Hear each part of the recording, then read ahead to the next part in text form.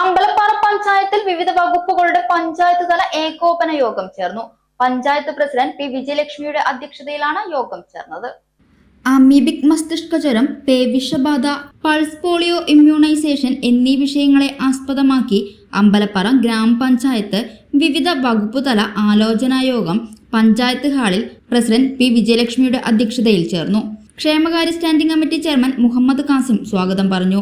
JHIമാരായ KD Deepak, Suma MI, Vidhu Lakshmi, JPHNമാരായ Preetha PG, വിദ്യ തുടങ്ങിയവർ വിഷയാവതരണം നടത്തി. കുളങ്ങളിലും കെട്ടിക്കിടക്കുന്ന ജലാശയങ്ങളിലും മുങ്ങിക്കുളിക്കാതിരിക്കുക, ശരീരത്തെ മുറിവുകൾ ഉണ്ടെങ്കിൽ ജലാശയങ്ങളിൽ ഇറങ്ങാതിരിക്കുക, പനി, തലവേദന, ഛർദി, വെളിച്ചത്ത് നോക്കുവാൻ പ്രയാസം, മറവി തുടങ്ങിയവ അമീബിക് മസ്തിഷ്ക ജ്വരത്തിന്റെ ലക്ഷണങ്ങളാണെന്നും സ്വയം ചികിത്സ പാടില്ലെന്നും കിണറുകൾ ക്ലോറിനേഷൻ ചെയ്യുക തുടങ്ങിയ നിർദ്ദേശങ്ങൾ യോഗത്തിൽ പറഞ്ഞു.